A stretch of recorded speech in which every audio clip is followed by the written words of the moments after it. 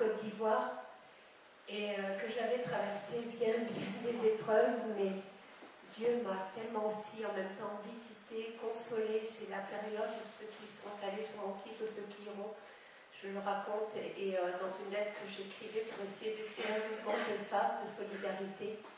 Et j'avais des larmes de sang étaient venues sur moi dans mon sommeil, et tout à coup j'ai passé la main sur mon visage, j'ai regardé ma main, je croyais que c'est qu'il pleuvait et que c'était de la pluie qui tombait sur moi, puis j'ai réfléchi, j'étais dans mon premier sommeil et c'était pas la saison des pluies, je dis tiens il pleut, puis je passe ma main sur mon visage et je regarde ma main et c'était du sang et j'ai dit mais Seigneur c'est toi, tu pleures des larmes de sang. Et j'étais en communion avec les souffrances de Christ et vraiment dans cette période où tout était difficile, où le ciel était fermé, Jésus était là. Et ça c'est un moment de communion à ses souffrances à lui qui a changé ma vie aussi, qui te traverse le cœur. Et tu ne peux plus rester le même. Et quand tu es dans des pays comme l'Afrique, je suis allée aussi au Pakistan, c'est un peu même beaucoup la même chose, sans doute, si vous allez en Argentine, dans d'autres endroits du monde où il y a tant de souffrance, où il y a tant de misère. Et à un moment donné, dans cette période-là, voilà que j'avais reçu un songe où je me voyais prendre un enfant, puis traverser la route, arriver à le mettre de l'autre côté, puis je revenais, et à chaque fois c'était comme un danger, et puis je prenais un enfant et je l'apportais de l'autre côté de la route, et puis je voyais que j'y arrivais pas. Et Dieu m'avait dit que j'étais arrivée au bout de ce que je pouvais faire toute seule, et que le temps viendrait où le secours allait vraiment me venir du Seigneur, mais à travers, comme Dieu voudra, je ne sais pas. Mais c'est vrai que vous ne pouvez pas imaginer quand je suis en mission et que d'autres aussi sont en mission, parce que je ne suis pas la seule, et que nous sommes confrontés à tant de difficultés, à tant de misère, à voir des enfants, ne pas pouvoir les soigner, je me souviens une fois en Brousse, je ne sais pas si je ne l'ai pas raconté ici, mais j'étais arrivée dans une case, dans un village reculé, j'étais partie là-bas toute seule avec ma voiture qui était toujours en panne la plupart du temps, et à chaque fois il fallait, vous savez, souvent on donne aux missionnaires ce qu'on ne veut pas. Là-bas en Afrique ils appellent ça au revoir la France, ils sont tout contents parce qu'ils n'ont rien, mais bien souvent c'est du matériel qui arrive et qui est déjà tellement fatigué, tellement voilà. Donc moi j'ai décidé que je ne veux plus prendre de choses comme don qui sont parce qu'on le donne à la mission plutôt que le mettre à la poubelle. Et je dis non, moi je veux que nous apprenions à donner le meilleur de nous-mêmes, un peu comme a fait cette veuve.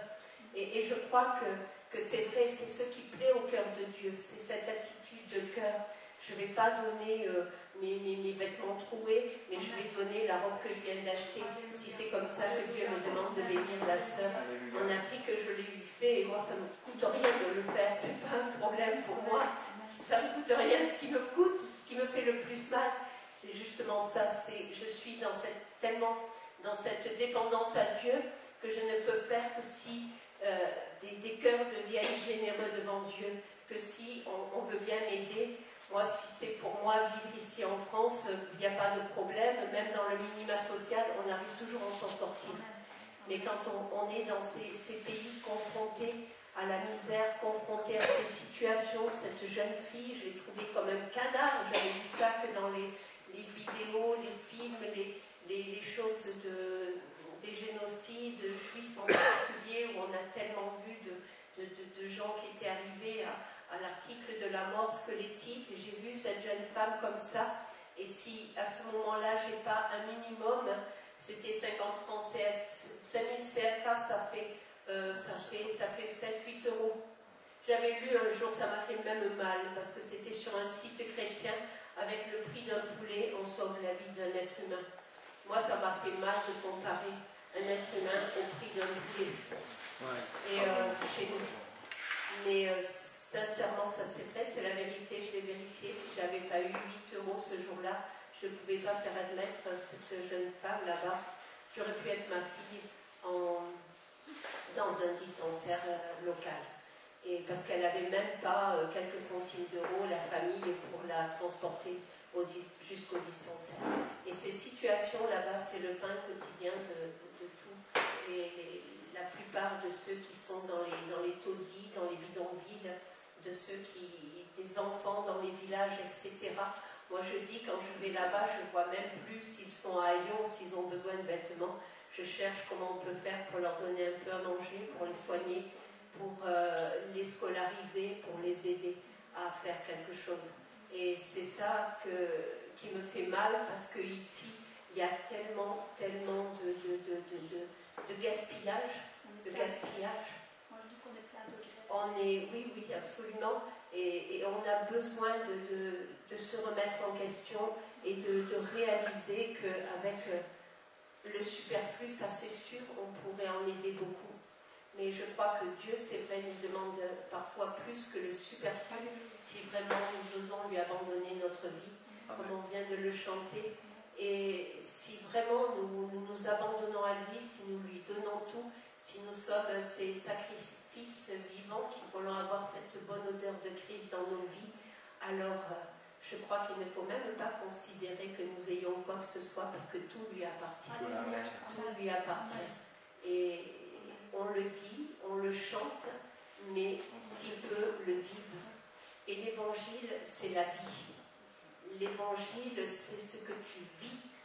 Et c'est si tu vis l'évangile, alors c'est là que tu feras la différence dans ce monde. Je crois que vraiment c'est important de revenir à ces choses. Dans les actes des apôtres, ils étaient tous ensemble. Moi j'y crois que ça doit être possible d'arriver à être ensemble, unis, dans un même cœur, dans une même pensée devant Dieu, parce qu'ils l'ont vécu. Parce qu'ils l'ont vécu. Et d'être vraiment dans la vision du salut pour les âmes, et dans cette dimension de vivre aussi les signes, les miracles et les prodiges. Il n'y avait rien de compliqué au temps des actes des apôtres. Il n'y avait rien de compliqué. Ils se sont retrouvés ensemble, tous ensemble, et je pense on dit ils priaient, mais à mon avis, jusqu'à ce que viennent les langues de feu le jour de la Pentecôte, il devait être un peu bizarre quand même, les disciples.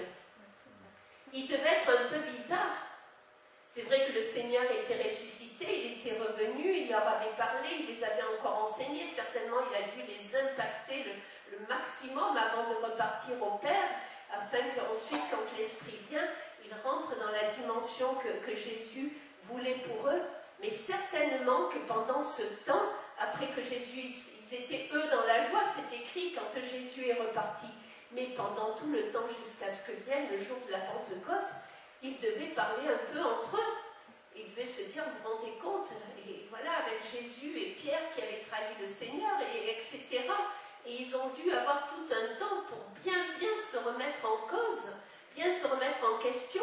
Peut-être des pardons entre eux, peut-être ont-ils dû pardonner Pierre d'avoir trahi le Maître, peut-être ont-ils dû eux-mêmes s'humilier d'avoir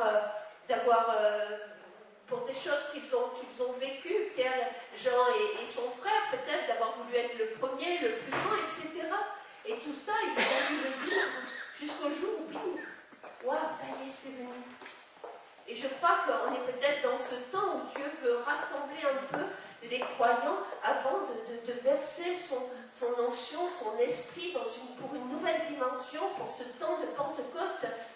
Moi je dis Dieu, au temps de Pierre, il n'y avait pas encore autant de monde sur la terre.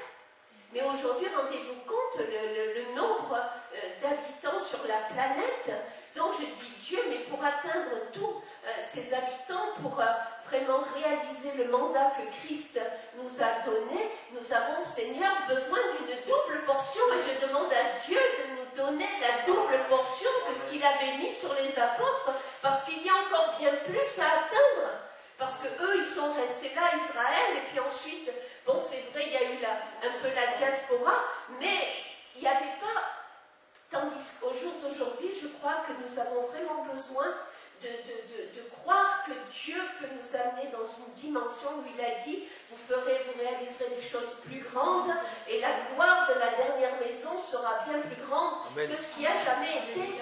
Donc, c'est ce temps que nous voulons vivre, c'est ce temps que nous devons rechercher devant Dieu, avoir soif, faim de cette puissance de Dieu, de l'onction de l'Esprit, de la vie de l'Esprit en nous, à travers nous. Moi, je dis, Seigneur, que les sourds entendent, que les aveugles voient. Je veux voir des morts ressuscités, des paralytiques se lever. Il y a 25 ans que je prie pour ces choses, mais Dieu, j'y crois. Je me lève, je me bats, je crois que je le verrai, parce que tu es vivant, parce que ta parole est la vérité, parce que ce que tu nous as promis, tu vas le réaliser. Comme tu disais, il est le même hier, aujourd'hui, éternellement. Et ce qu'il a fait en Israël, il y a 2000 ans, Jésus n'est pas limité, il va réaliser encore ces choses, il les réalise dans d'autres endroits de la planète, et pourquoi pas au milieu de nous? Amen. Et pourquoi pas au milieu de nous? Nous devons vraiment vivre le royaume de Dieu. Moi, je le crois, même si je ne l'ai pas encore vu. C'est vrai, ils étaient unis ensemble. Ils partageaient la parole. Ils n'avaient même pas la Bible. Nous, on a la Bible. Mais eux n'avaient pas la Bible. Ils étaient toujours sous l'inspiration de l'Esprit. Les apôtres enseignaient les églises sous l'inspiration de l'Esprit. Ils étaient à l'écoute des prophètes. Et si c'était... il y avait des prophétesses, il y avait des prophètes dans les assemblées qui parlaient de la part de Dieu. Mais ils étaient à l'écoute. Ils étaient à l'écoute. Par endroits, il est parlé des filles qui prophétisaient. Les apôtres, ils n'étaient pas imbus d'eux-mêmes. Il n'y avait pas qu'eux qui prophétisaient. Ils étaient à l'écoute de ce que l'Esprit disait à travers le corps des croyants. Et c'est à travers le corps des croyants qu'eux-mêmes recevaient les directives ou les confirmations des directives que l'Esprit leur donnait. Amen. Nous devons être attentifs aujourd'hui aussi à ce que l'Esprit dit aux églises. Moi, j'ai vu dans ces églises, quand c'était des petits qui prophétisaient, mais même pas on les écoutait. Mais bien souvent, c'était des paroles de Dieu. Amen. Bien souvent, c'était des paroles de Dieu. Et quand Dieu ne peut plus parler à travers un humain, c'est vrai, il est capable de parler à travers une ânesse comme il l'a fait. Parce que Dieu est Dieu. Et Dieu veut régner au milieu de l'Église. Et Dieu veut se manifester. Jésus s'est formé un corps. Et je disais que le frère tout à l'heure, les ministères sont des dons de Dieu, des dons que Jésus fait à l'Église. C'est Jésus qui choisit ses ministres. C'est Jésus qui choisit ses ministres. Ce n'est pas un ministre qui choisit un autre ministre. C'est Jésus. Amen. C'est Jésus. Amen. Je vous ai choisi afin que vous alliez, que vous portiez du fruit. C'est moi, dit Jésus, qui vous choisis. Ce n'est personne d'autre que Jésus. Ce n'est pas une élection dans une assemblée générale. Ce n'est pas la voix du peuple. Le royaume de Dieu, c'est un royaume. Jésus est le roi et nous sommes ses sujets. C'est Jésus qui dirige son Église et personne d'autre que Jésus. Et c'est Jésus qui désigne ses ministres. Et si les ministres que Jésus désigne ne vous conviennent pas, eh bien vous ne pouvez rien parce que c'est Jésus qui désigne ses ministres à point entré. Amen. Il n'y a personne d'autre que le Seigneur. Amen. Et nous, ses serviteurs, ses servantes, nous devons être à l'écoute et nous devons être attentifs à la voix de Dieu au point de devenir, comme au temps des actes des apôtres, unis et avoir un même cœur, une même pensée, marcher dans une même direction. Et pourquoi ça n'est pas? Mais parce que je crois que chacun est devenu un peu trop tordu, ou je ne sais pas, je ne comprends pas. Je cherche vraiment Dieu pour comprendre pourquoi à ce point c'est difficile à l'heure actuelle. Chacun fait comme au temps des juges ce qui lui plaît. Et pourtant, nous ne pouvons pas faire ce qui nous plaît. Parce que tôt ou tard, Dieu est Dieu. Dieu est Dieu. Et donc, c'est vrai que le thème, c'est le roi Ézéchias. Mais bon, je laisse l'inspiration au Seigneur. Parce que le roi Ézéchias aussi était quelqu'un qui avait appris à se tenir devant Dieu, à connaître la pensée de Dieu, à connaître la parole de Dieu. Et parce qu'il a connu la parole de Dieu, à mes yeux, il a été vraiment un grand réformateur dans son temps. Dans son temps. Et que nous puissions nous aussi nous situer et nous conformer à ce que dit la voix du Seigneur. Et je crois que si Ézéchias était un réformateur, c'est parce qu'il avait compris la pensée de Dieu pour son temps, il avait compris ce que Dieu voulait dans sa parole, par sa parole. Et je crois aussi que la Bible dit que les choses de l'Ancien Testament, tout ce qui a été écrit, était l'ombre des choses à venir. Et quand le roi Ézéchias rentre dans son règne, on l'a dit tout à l'heure, il rouvrit les portes du temple de l'Éternel et il les fit remettre en état. Ça, c'est au verset 3. Il convoqua les prêtres et les lévites et les réunit sur la place orientale. Il leur dit, écoutez-moi lévites, maintenant rendez-vous rituellement purs, puis purifiez le temple de l'Éternel, le Dieu de vos ancêtres, faites disparaître du sanctuaire tout ce qui le souille, car nos pères ont été infidèles, ils ont fait ce que l'Éternel, notre Dieu, considère comme mal, ils l'ont abandonné, ils ont délaissé la demeure de l'Éternel et lui ont tourné le dos. Ils ont même fermé les portes du portique, ils ont éteint les lampes, ils ont cessé d'offrir au Dieu d'Israël les parfums et les holocaustes dans le sanctuaire.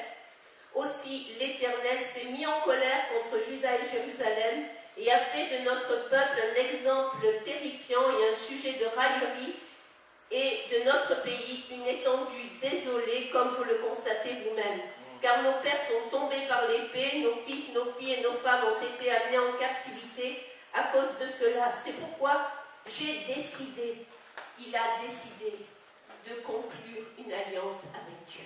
Amen. Il a décidé de conclure une alliance avec l'Éternel, le Dieu d'Israël, pour qu'il détourne de nous son ardente colère. Maintenant, mes amis, ne vous dérobez pas, car c'est vous que l'Éternel a choisi pour vous tenir devant lui à son service, pour célébrer son culte et brûler des parfums en son honneur.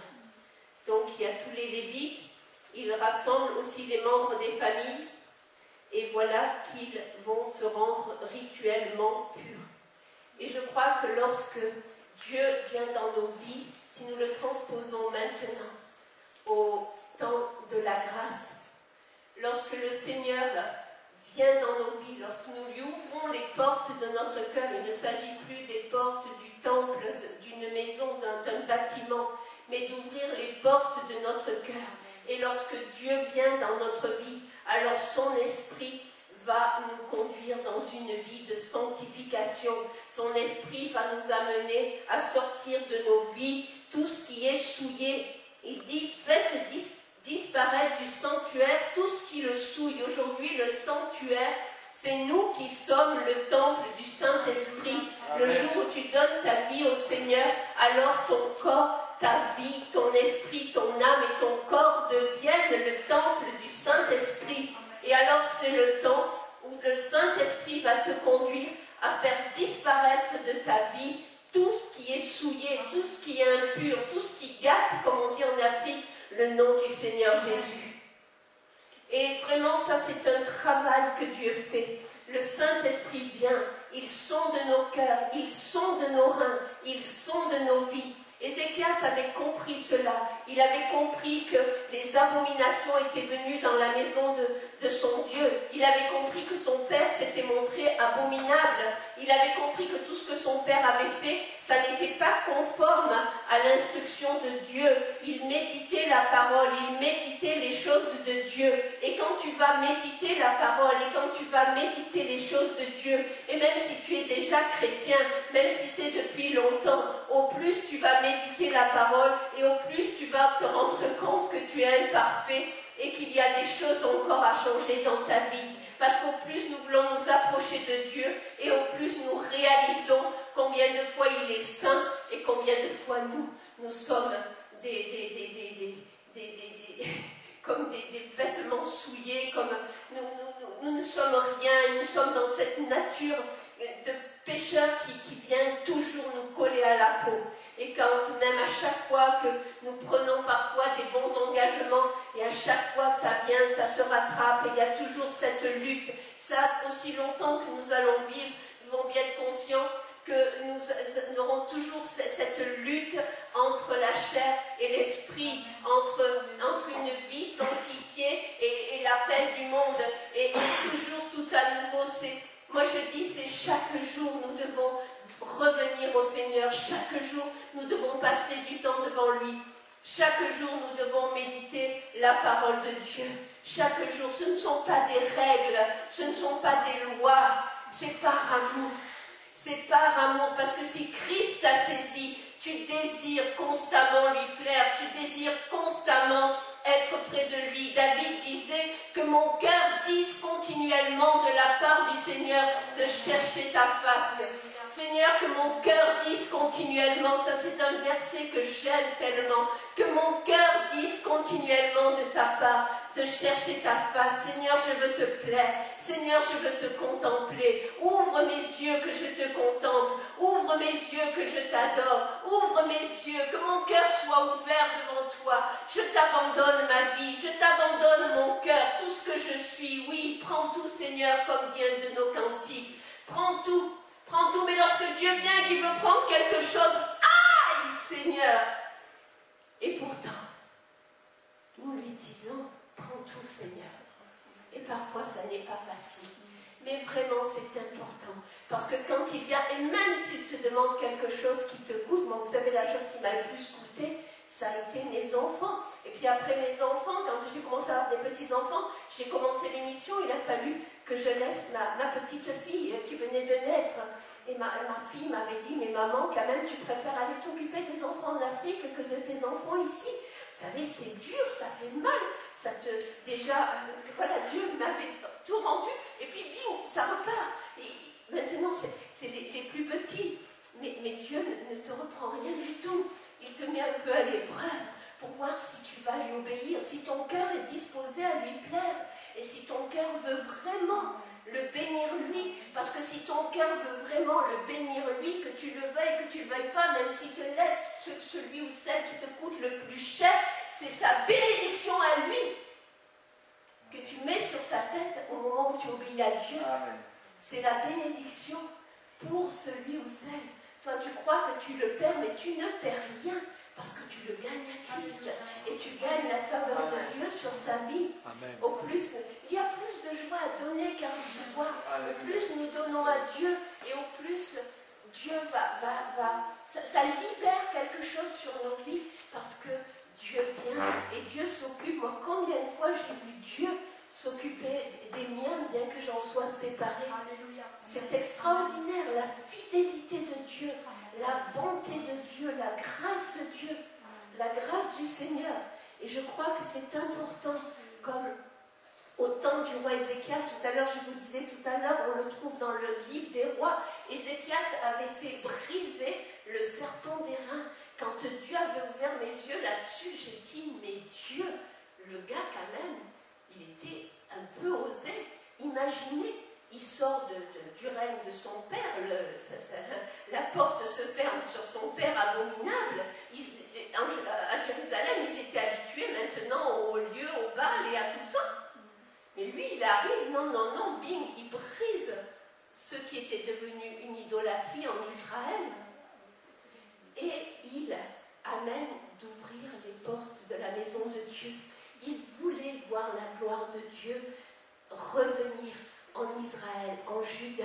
Il était épris de Dieu, il aimait Dieu. Il n'était pas un chrétien né de nouveau aujourd'hui, baptisé dans le Saint-Esprit, mais c'était un gars qui avait toute son enfance, je pense, il avait préparé ce jour, attendu ce jour, rêvé de ce jour où enfin il pourrait gloire de Dieu, puisqu'il savait que ça reposait sur ses épaules, puisqu'un roi, c'était pas comme aujourd'hui, parfois nos présidents ou nos gouvernants. Un roi, c'était un roi, il avait droit de vie, droit de mort sur le peuple. C'était quand même quelque chose de très fort. Et Ézéchias a réalisé cela. Il a compris qu'il fallait purifier la maison. Il fallait sortir tout ce qui n'était pas bon.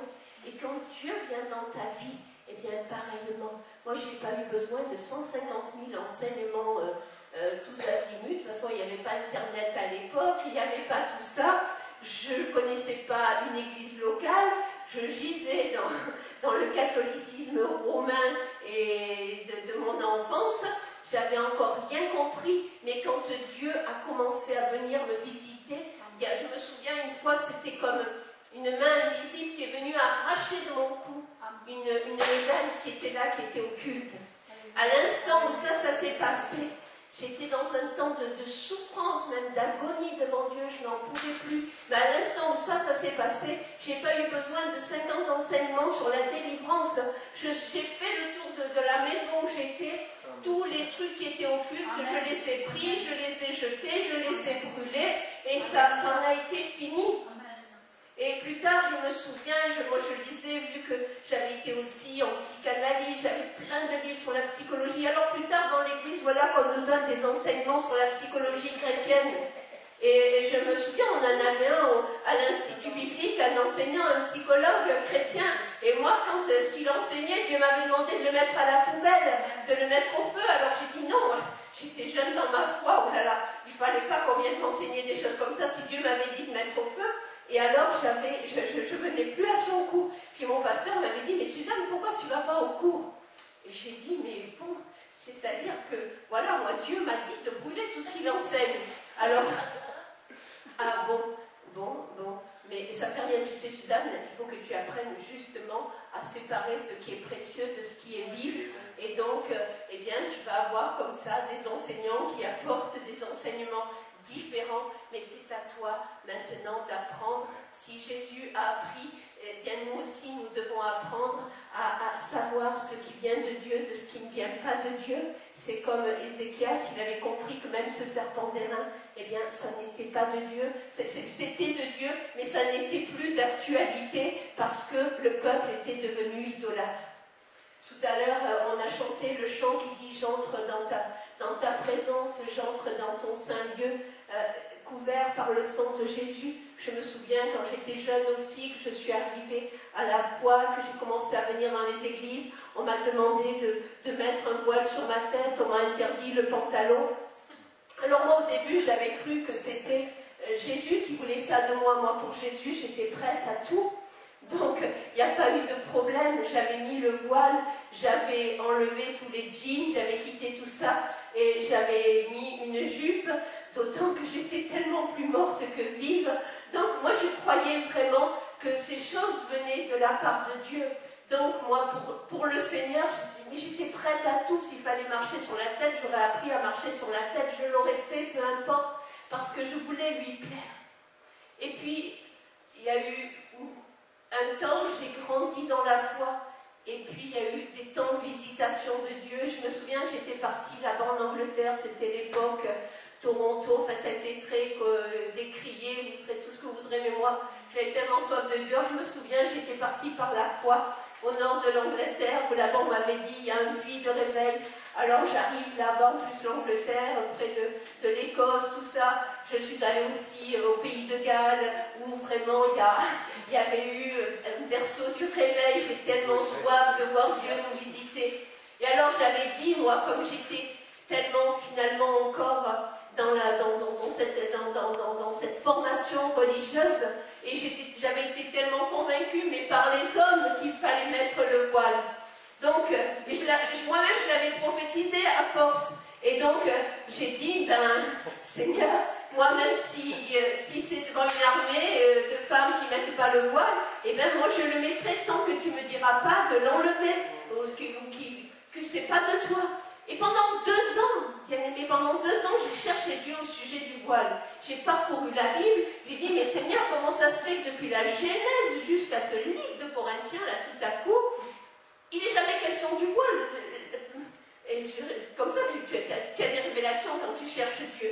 Marie de Magdala, elle a lavé les pieds de Jésus, elle les a, avec ses larmes, elle les a essuyés avec ses cheveux. Qu'est-ce qu'elle avait fait de son voile? Et vraiment, je disais, mais Seigneur, bon, dans l'Ancien Testament, c'était les prostituées qui se voilaient, se cachaient. Et puis, bon, comme ça, tu parcours la Bible et tu cherches, tu dis, Jésus, toi-même, mais tu n'en as pas parlé, tu les as pas reprises, ces femmes, tu n'as rien dit. Et j'étais là-bas, je me souviens, dans cette convention, personne n'était voilé, il y avait moi. Alors ça devenait vraiment un combat, après tant de mois. C'était devenu un combat pour moi. En plus, c'était pas pratique. Vous savez, ces voiles, c'est fin, tu le mets sur la tête, ça tombe. Je me souviens dans des groupes de prière, quand à un moment donné, si le voile tombait de tes épaules, il y en avait une qui venait derrière toi et qui le remettait sur la tête. Il y en a qui disaient qu'on attirait les démons, que c'était, si on ne mettait pas le voile, il y avait des démons qui venaient, il y avait des démons qui rentraient dans l'église à cause de ça. C'était un signe de soumission, etc., etc. Qu'est-ce qu'on n'entend pas? Et j'étais là dans ce combat, et moi j'aime tellement adorer Dieu. Et en règle générale, où on se trouve, quand on est dans le temps de louange, d'adoration, ça c'est ma joie, je viens tout de suite dans la présence de Dieu. Mais là-bas, j'étais dans ce combat, et j'avais le voile qui tombait de la tête. Et j'arrivais pas, j'ai dit, mais Dieu, mais j'en peux plus de cette histoire de chiffon sur la tête. Mais qu'est-ce que tu veux? Mais qu'est-ce que tu attends de moi, Seigneur? C'est dur de ne pas comprendre les choses et tout. J'étais voilée, c'est le cas de le dire. Et tout à coup, je me souviens, et je voyais que les autres étaient dans la présence de Dieu, qu'ils vivaient la présence. Mais dis Dieu, mais moi je t'aime trop, je veux être dans ta présence. Et tout à coup, j'en pouvais tellement plus de cette bataille, je suis tombée à genoux. Au moment où je tombe à genoux, c'était une grande assemblée, hein, il y avait plusieurs centaines, voire milliers de personnes, je ne sais plus combien on était, c'était très nombreux. Je tombe à genoux et à ce moment-là, le chant, la bannière que je déploie sur toi, c'est mon âme. Alléluia. Waouh! Et c'est comme la voix de Jésus qui me dit, mais Suzanne, qu'est-ce que tu crois que tu vas ajouter à mon sacrifice avec ton bout de chiffon sur la tête? Tout à l'heure, c'est revenu à ma pensée. Alléluia. Il fallait faire tomber ce serpent d'airain. Il fallait que ça brise. Mais tu sais, à partir du moment où Dieu te brise ça, Dieu te révèle quelque chose. Il n'y a plus rien, il n'y a plus aucun homme, il n'y a plus aucun démon. Ils peuvent tous venir aussi longtemps que quand Dieu te parle. Alors tu avances, tu obéis. Plus tard, on m'a reproché de ne pas prophétiser la tête voilée. Mais jamais, jamais, je veux plaire à mon Dieu. Je veux me soumettre à mon Dieu. Je ne suis pas une soumise. Je ne crois pas. Si longtemps que j'ai été formée dans une église, ils ne sont jamais venus me reprocher mon insoumission, ni ma rébellion. J'ai appris aussi l'obéissance par certaines choses qui m'ont fait souffrir. Mais par la grâce de Dieu, c'est à Jésus que j'obéissais. Parce que même un jour, Dieu m'a révélé, même si ton maître était un tyran, tu vas te soumettre comme au Seigneur. Et quand tu apprends à obéir, même à ceux qui ne te plaisent pas, même à ceux qui te déplaisent, comme au Seigneur, parce que c'est là que tu reçois l'autorité, c'est là que tu reçois l'onction, c'est là que tu reçois la capacité pour aller dans ton ministère. C'est lorsque tu es soumis, même s'il le faut, à des tyrans. Et j'encourage vraiment même, bon, ici je ne vous connais pas, mais peut-être il y en a qui écouteront la vidéo, s'il y a des femmes qui ont des maris tyranniques ou difficiles, soyez soumises comme au Seigneur. Parce que tu verras, c'est là que la grâce, la victoire sera dans ton foyer, dans ta vie. Lorsque nous apprenons à obéir comme au Seigneur, aux autorités qu'il délègue sur nos vies. Ça, c'est vraiment important. Et je dis toujours de ne pas partir. Je me souviens même quand je suis partie de l'église de Grenoble, je ne suis pas partie sans qu'il ne m'ait béni, sans qu'il ne m'ait envoyé. Pas eux me refusaient, ne m'auraient pas envoyé comme ça, mais ils m'ont béni. Ils m'ont béni. Et ne jamais être des instruments de division, de discorde, mais toujours être des ouvriers de paix, marcher dans la paix, vivre dans la paix, être des instruments de réconciliation dans la main du Seigneur. Je ne sais pas pourquoi je dis ces choses, mais Dieu sait. Donc, je crois que c'est important que nous pratiquions cela, que nous laissions Dieu ouvrir nos yeux sur tout ce qui peut être de l'idolâtrie, tout ce qui peut être des ténèbres qui sont venues occulter nos vies, et même à travers certaines formes de religion et autres. Moi, je me souviens à l'époque, j'avais eu l'impression à un moment donné, on parlait beaucoup par rapport au catholicisme romain, au culte à Marie, et je disais, c'est vrai que dans les églises de Rome, il y a les statues, les madones, il y a tout ça, mais j'avais l'impression que dans nos églises, eh bien, les madones, quelque part, c'était nous, avec nos voiles, avec nos jupes longues et avec nos sourires miséricordieux et justes, mais tout ça, c'était rien d'autre que de l'hypocrisie, que des préceptes instruits par les hommes, une éducation faite de main d'homme, mais ça ne venait pas du Seigneur. Dieu a que faire de nos extérieurs. Dieu regarde nos cœurs. Dieu veut que nos cœurs soient épris de lui. Il veut notre amour, il veut notre cœur. Et comme il veut notre cœur, alors il va nous apprendre à nous séparer et à briser tout ce qui est devenu des serpents d'airain dans nos vies, tout ce qui est devenu de l'idolâtrie, de l'hypocrisie, du mensonge.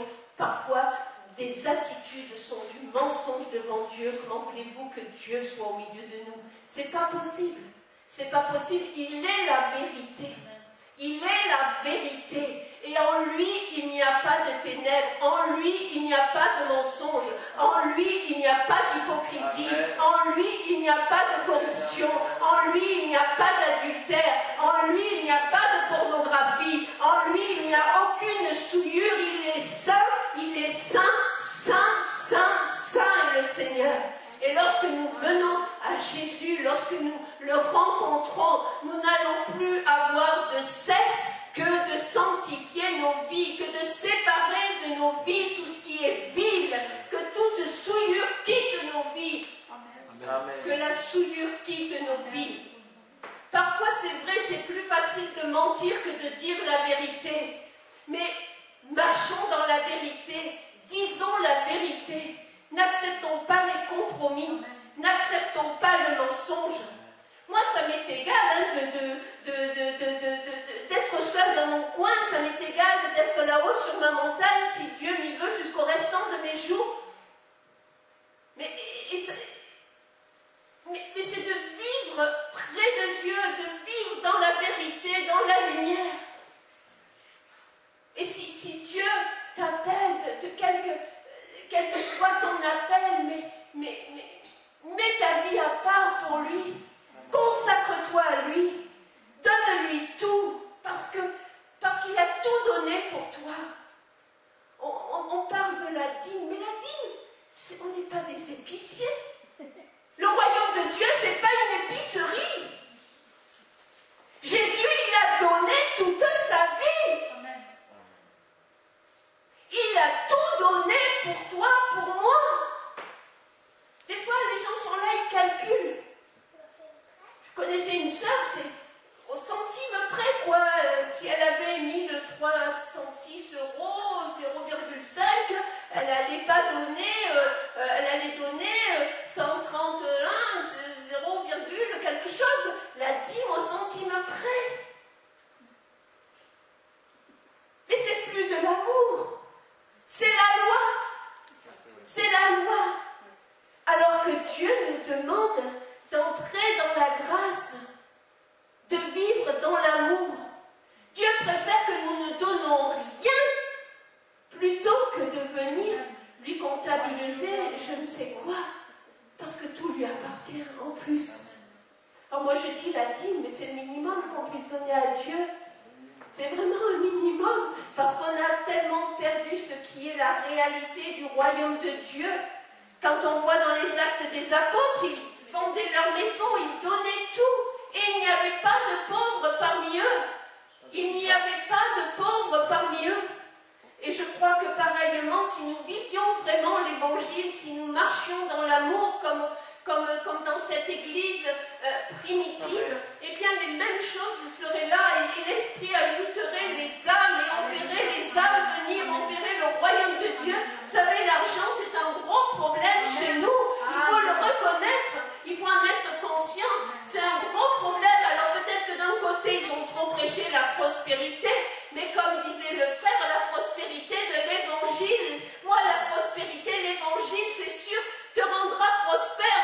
c'est Jésus qui est ta richesse, c'est Jésus qui est ta vie, c'est Jésus qui est ton tout, c'est Jésus qui est ton or, c'est Jésus qui est ton argent. Et ce qu'il te donne, tu ne vas jamais avoir le désir de le garder pour toi. Si vraiment c'est lui qui dirige ta vie, tu vas le redistribuer, parce que le royaume de Dieu, c'est de redistribuer leur héritage aux pauvres et aux malheureux. Qu'on le veuille, qu'on ne le veuille pas, c'est ça le royaume de Dieu. C'est pas moi, c'est la parole. C'est la parole. Et nous devons vivre cette parole, la mettre en pratique. Ne pas regarder à ce que nous risquons de perdre, parce que tu perds tout si tu perds Jésus. Amen. Tu perds tout. Le jeune homme riche, il a tout gâté ce jour-là. Pourtant, il dit Jésus l'aima. Jésus l'aimait. Jésus nous aime. Et c'est le désir du cœur de Dieu. Dieu n'a que faire de notre or, de notre argent, de nos biens matériels. Ce qui attriste son cœur, c'est que nous sommes liés à cause de ça. Amen. Alors on va chercher la délivrance chez les grands ministères. Et aussi longtemps que tu ne pratiqueras pas, que tu ne marcheras pas humblement devant Dieu et que tu ne pratiqueras pas sa miséricorde et son amour, ben tu peux toujours courir après tous les plus grands ministères. Jésus lui-même ne peut rien pour toi. Parce qu'il n'ira jamais à l'encontre de sa parole. Il n'ira jamais. Dieu est fidèle à sa parole. Sa parole est la vérité. Et Ézéchias avait compris ça. Et c'est pour ça qu'il dit revenons au Seigneur. On a péché. Nos pères ont péché. L'Église a péché.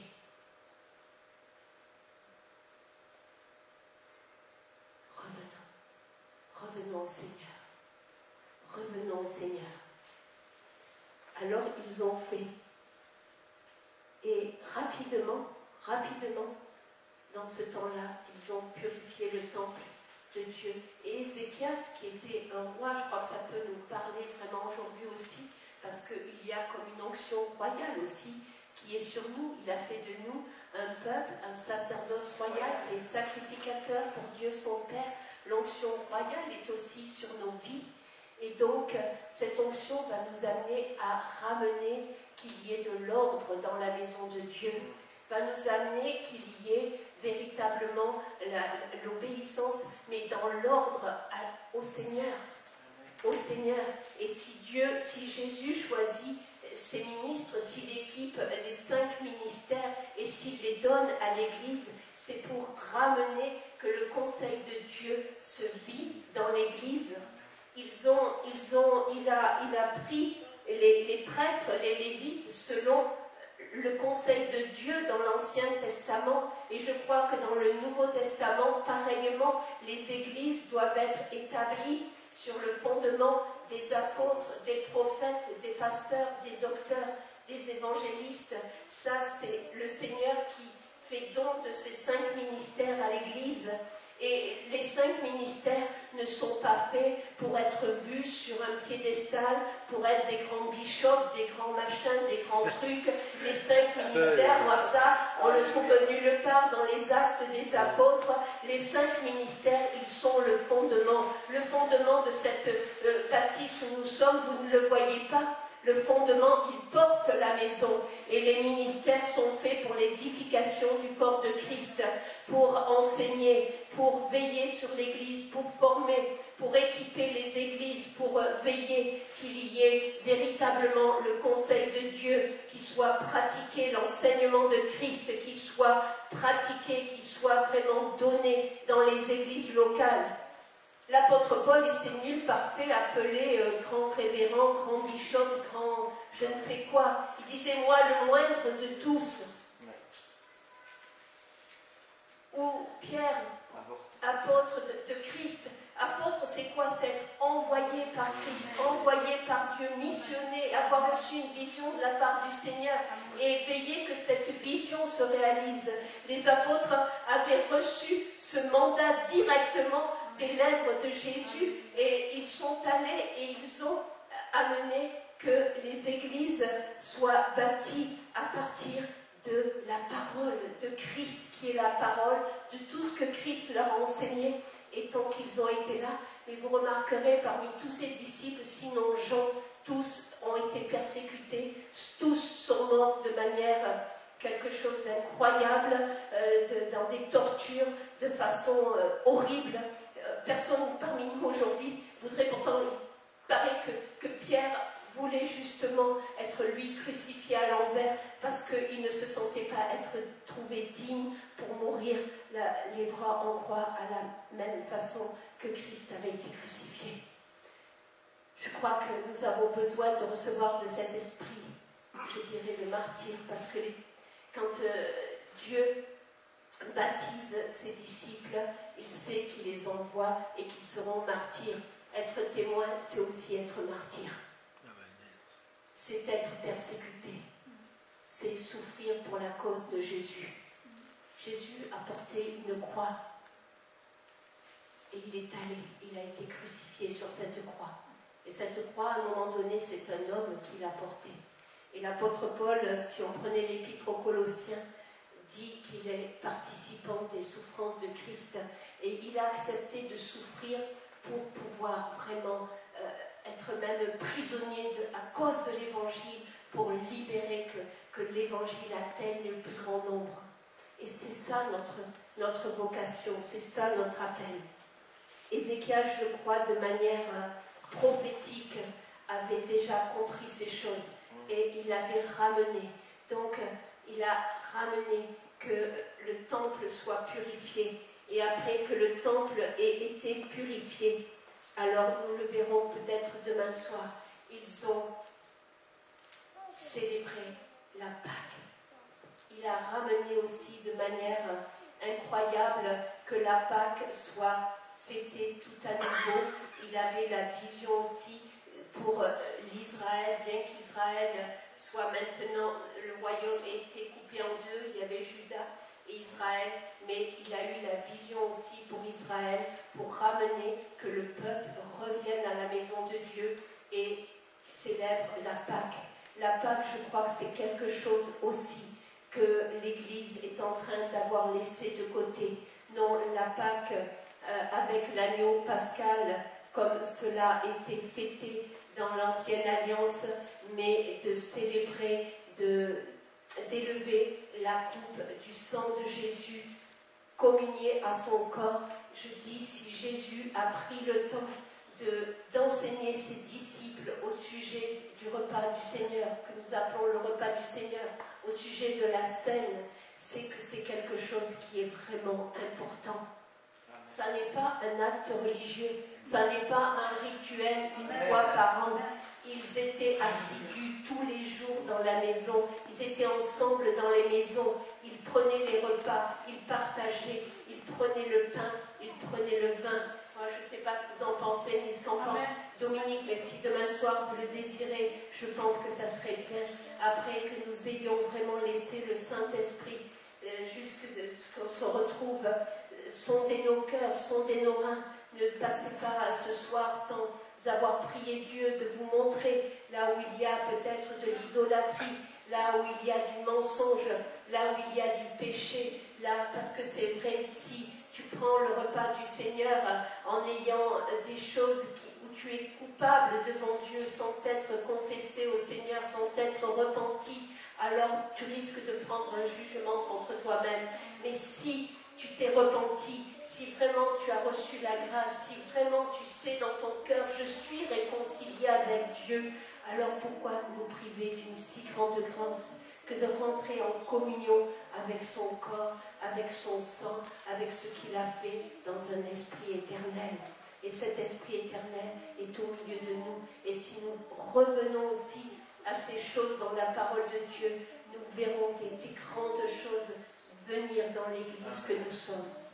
Venir dans l'église que nous sommes. Je crois que ça c'est important, de revenir à ces éléments. Je ne sais même pas pourquoi ça a comme disparu ces dernières années.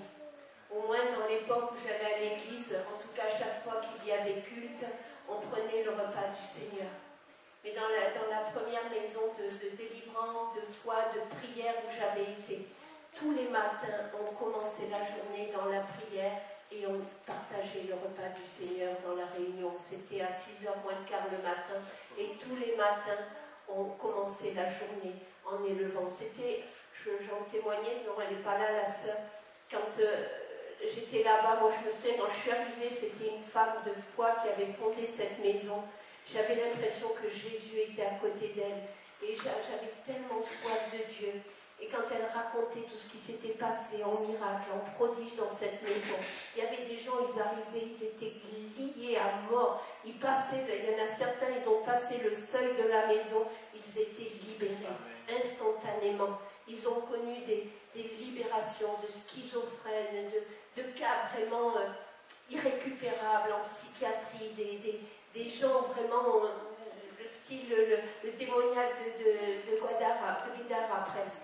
Mais vraiment, ils vivaient, ils avaient eu à cœur de vivre les actes des apôtres. Et ça, moi, ça a marqué ma vie. Et même avant que j'arrive dans cette maison où Dieu m'a vraiment fait passer de la mort à la vie, j'avais compris ça. C'est la première chose que j'ai comprise quand Dieu a commencé de se révéler à moi, de ne faire aucun cas de ma vie, mais de tout donner à Jésus, de le suivre lui, de marcher avec lui, de le désirer lui. Je suis partie, j'avais tout laissé, j'avais plus rien. J'avais même une pension de mon ex-mari qui me versait son entreprise. J'ai écrit à l'entreprise, j'ai envoyé une lettre, une attestation sur l'honneur que je ne voulais plus que ça y garde pour les enfants puisqu'on m'avait enlevé les enfants, mais parce que j'étais saisie par Jésus, parce que je voulais voir Jésus, parce que je voulais vivre Jésus. Je me souviens, j'évangélisais partout. Plus tard, j'ai retrouvé une amie catholique qui m'a dit, tu te souviens, tu venais à l'église, tu voulais qu'on fasse des temps de louange et d'adoration, tu venais là-bas et eux ils riaient, mais moi j'étais tellement embrasée pour le Seigneur, je désirais tellement voir que ça se vive autour de moi. Bien sûr, ils se sont moqués de moi, bien sûr, ils n'ont pas suivi, mais moi je suivais Jésus. Et je crois que c'est ça qui est important. Peut-être tu ne seras pas compris, peut-être tu ne seras pas comprise, peut-être on va se moquer de toi, peut-être on va te ridiculiser, peut-être les gens vont t'abandonner, mais si tu marches avec Dieu de toutes les manières, Jésus est là. Et seul Jésus, il n'y a que lui pour changer nos vies. Il n'y a que lui pour nous conduire de progrès en progrès, de victoire en victoire, de gloire en gloire. Il n'y a que lui. Et il va nous changer complètement. Il est dit qu'il ébranlera. Et il va ébranler. Il commence par ta vie. Il commence par ta vie. Parfois, c'est vrai, c'est difficile. Mais c'est difficile parce que nous n'aimons pas. Parce que nous avons peur. Mais Dieu, si Dieu est là, alors Dieu va vraiment, et si nous le lui laissons faire, prendre toute la place dans nos vies. Il est tellement digne que nous lui donnions toute la place. Il n'y a que lui pour nous aimer comme il nous a aimés. Il n'y a que lui. Je le dis, ton mari, ta femme peut te tromper, te trahir, ton meilleur ami, ta meilleure amie. Mais Jésus, jamais. Jésus, jamais. Combien de fois j'avais été déçue dans le passé, brisée, cassée, concassée. Mais Jésus ne m'a jamais laissée. Peut-être j'ai rien, peut-être je suis minima sociale, peut-être ça fait rire les gens, mais par la grâce de Dieu, j'en ai enrichi beaucoup. Amen. Même avec mes petites pites, même avec mon rien, mais si ce rien, si ce que j'ai, je le donne, alors Dieu le multiplie. Amen. Vous savez, et ça j'aime l'enseigner aux enfants, quand je suis en Afrique, je leur dis, c'est grâce à un petit garçon que Jésus a nourri une foule. Amen. Peut-être qu'il y en avait parmi les grands qui avaient de quoi manger, mais il n'y en a eu aucun qui a su écouter comme l'enfant a écouté. Parce que si l'enfant il a donné ses pains et ses poissons, c'est qu'il venait d'écouter celui qui est la parole. Et il avait compris que c'est la parole de Dieu qui le nourrit. Amen. Le petit garçon. Et Et comme il a compris que l'huile et la parole, il était tellement en admiration devant Jésus, que quand Jésus a eu besoin des pains et des poissons, il n'a pas eu de problème. Il a dit, mais Seigneur, tout content, le maître en a besoin. Le maître en a besoin. Jésus a eu besoin de la simplicité, de l'humilité d'un enfant. Et Jésus, il n'a pas pris pour son ventre. Hein. Vous remarquerez, il va avoir faim parce que lui, lui en plus, bon, la foule, ils n'avaient pas mangé, d'accord, mais lui, en plus de ne pas avoir mangé, mais il les avait enseignés. Et quand tu prêches, eh bien, des fois, c'est fatigant. C'est fatigant. Mais Jésus, il n'a pas pris pour lui. Jésus, il a loué Dieu, il a été humble. Et il a loué Dieu parce qu'il savait que le Père allait faire le miracle. D'abord, il donne à Dieu. D'abord, il donne à Dieu. Quand tu reçois, donne d'abord à Dieu. Quoi que tu reçoives, donne d'abord à Dieu. Tu reçois même si c'est un don, mais donne-le à Dieu. Seigneur, merci, tu m'as équipé en don de prophétie, en don de révélation, en musique, en chant. Seigneur, je te donne ça maintenant multiplié, afin que les foules soient édifiées, que les foules soient nourries, que les foules soient enrichies. Donnons à Dieu. Et le Père a béni, et Jésus a donné aux disciples qui ont distribué. Et ils ont eu cette multiplication extraordinaire. J'aurais bien aimé être là et voir la foule être nourrie, ces pains être multipliés. Waouh! Gloire à Dieu, que Dieu le fasse au milieu de nous encore. Que Dieu bénisse, que Dieu multiplie. Et soyons avec nos cœurs comme des enfants. Soyons ouverts avec cette conscience que seul Jésus peut tout et que aussi, si nous lui abandonnons nos vies, alors je puis tout par Christ qui me fortifie. Je voudrais qu'on prenne encore un chant africain. Et celui-ci, c'est « Il n'y a que toi, Seigneur ». Je vous dis, ce sont des chants si simples, mais pour moi, quelque part, ils bercent ma vie depuis des années. Je les aime parce que c'est tellement... souvent, quand on est devant Dieu, de toute façon, on n'a plus de paroles, on n'a plus rien. Mais il n'y a que toi, Seigneur, il n'y a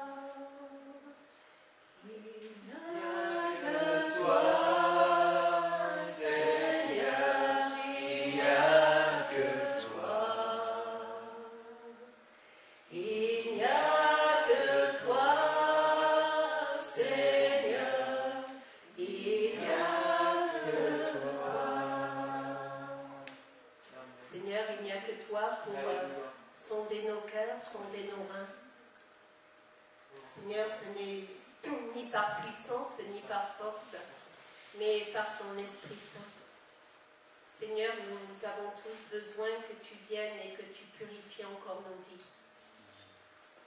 Sonde nos cœurs, Seigneur, sonde nos reins. Ouvre nos yeux, là où nous t'avons attristé, là où nous avons blessé ton cœur, peut-être en blessant d'autres personnes, peut-être en refusant de pardonner. Seigneur, je te demande grâce. Vous savez, tout à l'heure, ça me revient à l'esprit, il y a une sœur qui est venue me voir pour me demander pardon, parce qu'elle avait pris un engagement et elle ne l'avait pas tenu. Alors, j'étais un peu étonnée, et puis dans mon cœur, j'ai su, merci Seigneur, parce que ça, c'est important devant Dieu. La fidélité dans les engagements. Vous savez, si l'on donne une parole, Dieu est la parole. Et Dieu ne se repent pas de ce qu'il a dit. Et si nous voulons plaire à Dieu, nous devons être fidèles dans nos engagements. Il dit, si nous sommes fidèles dans les petites choses, il nous en confiera de grandes. Et je crois que ça peut paraître une petite chose, mais c'était peut-être quelque chose qui bloquait quelque chose sur la vie de la personne qui est venue confesser. Et je crois que je n'ai pas eu besoin de prier, moi j'ai simplement libéré le pardon, mais je crois que ça a libéré encore plus de la présence et de la grâce de Dieu dans la vie de son enfant. Amen. Et vous savez bien souvent combien de fois je l'ai vu, et même encore sur le plan missionnaire, des gens commencent à parrainer un enfant, mais la vie d'un enfant, tu commences à parrainer sans rien dire, t'arrêtes. Et moi je me dis, mais je me retrouve comme ça, je dis, mais Seigneur, et qu'est-ce que je fais maintenant, puisqu'on secourait ces petits, on va faire quoi? Et donc, je crois que c'est important d'être fidèle dans ce que nous faisons. Il vaut mieux ne rien faire, ne rien promettre, que de promettre et de ne pas faire. Ça, c'est important. Et je crois que dans l'Église, on a vraiment besoin d'apprendre ces choses. Dieu est fidèle. Nous le confessons, nous aimons dire que lui est fidèle. Si nous sommes infidèles, il est fidèle. Mais si nous sommes ses fils et ses filles, alors comme lui, nous allons apprendre à être fidèles. À être fidèles. Et il vaut mieux ne pas prendre d'engagement. Moi, personnellement, je préfère que personne ne me dise rien, qu'on ne me dise rien, mais plutôt qu'on promette quelque chose, surtout qui engage la vie d'enfants qui n'ont rien en plus. Donc, il vaut mieux ne rien dire que dire et ne pas faire. Parce que si tu dis et que tu ne fais pas, alors tu vas bloquer ta bénédiction. C'est important. Dieu, je crois que dans le livre de l'Ecclésiaste, il le dit de ne pas nous précipiter pour prendre un engagement devant Dieu. Et devant Dieu, c'est devant qui? C'est vrai, c'est devant Dieu, mais c'est envers les frères et sœurs. Parce que comment peux-tu dire que tu es engagé devant Dieu si tu prends un engagement devant un de ses enfants et que tu ne le tiens pas? Ces choses, c'est tellement important. Et ce sont ces petits renards qui viennent et qui dévorent la vigne, plus que des démons. Comme certains parlent, ce sont ces petits renards, de ces petits riens de chaque jour, des pensées impures tout à coup qui arrivent. Et si on ne les refoule pas sur le moment, bien ça va grandir. C'est l'arbre dans la forêt qui grandit. Et alors notre vie est empoisonnée. Des fois on accepte des paroles contre quelqu'un. Et alors quand tu croises l'autre personne, tu t'aperçois que tu es empoisonné parce que tu as accepté d'écouter quelque chose contre une personne que tu ne connais pas forcément. Mais tout à coup, eh bien, quand tu la croises, la personne, tu t'aperçois que tu as été pollué. Et ça, c'est tellement fréquent aussi dans l'Église. Et c'est tout ça, ces petits renards qui viennent et qui ravagent la vigne du Seigneur. C'est pour ça que je vous exhorte vraiment. Et déjà, tout à l'heure, dans ce temps où nous avons été tellement dans la présence de Dieu, je bénis Dieu pour votre ministère à Christelle et toi, parce que vous avez reçu de lui, vous savez conduire dans la présence de Dieu, vous savez libérer qu'il soit au milieu de son peuple. Eh bien, Dieu me parlait que nous sanctifions nos vies, que nous rentrions dedans de nous-mêmes, chacun pour notre part, et moi la première, et que nous laissions le Seigneur nous examiner et révéler à nos cœurs là où il y a de l'eau trouble, là où il y a des choses qui ne sont pas bonnes.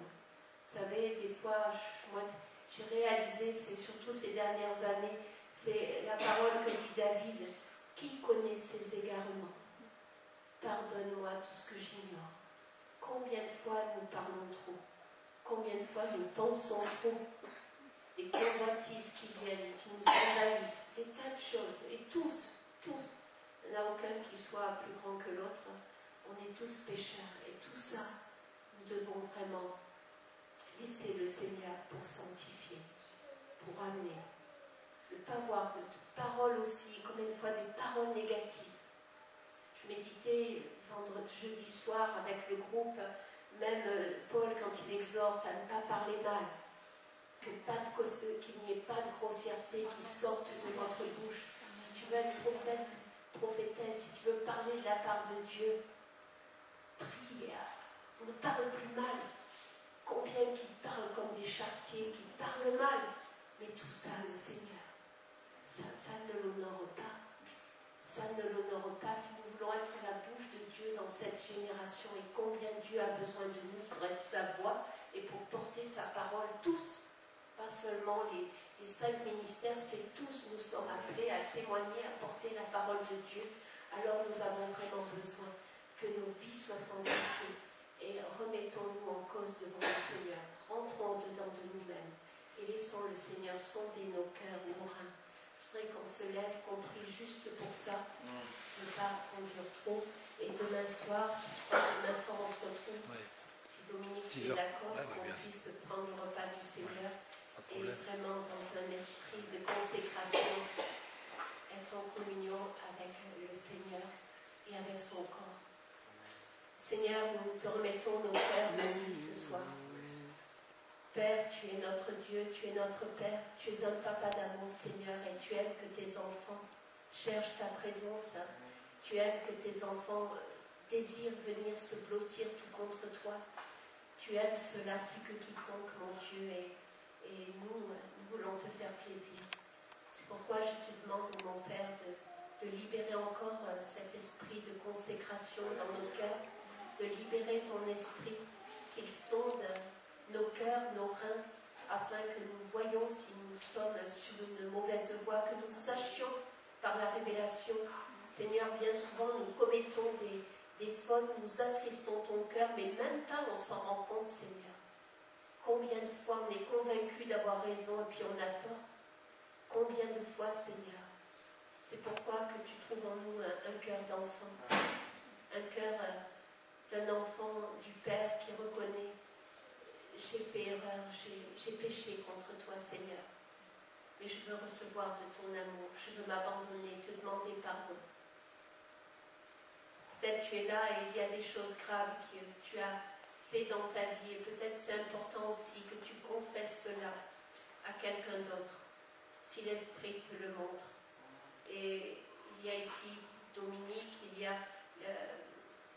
le pasteur David et son épouse, et moi-même aussi, et si vraiment Dieu vous convainc de devoir confesser certains de vos péchés qui étaient très graves et qui vous accablent, alors faites-le aussi, venez vers l'un de nous et nous libérerons le pardon de Dieu sur vos vies. Et vraiment, Seigneur, merci de bénir, de sonder, de toucher les cœurs. Nous voulons être des enfants qui faisons ta joie. Et que tu prépares la journée de demain et que, Seigneur, nous vivions encore des moments et que ton cœur soit tellement béni, tellement heureux que le ciel sera ouvert sur la vie de tous les bien-aimés qui sont ici. Sois béni, mon Père. Merci pour ces moments. Merci pour la grâce que tu nous as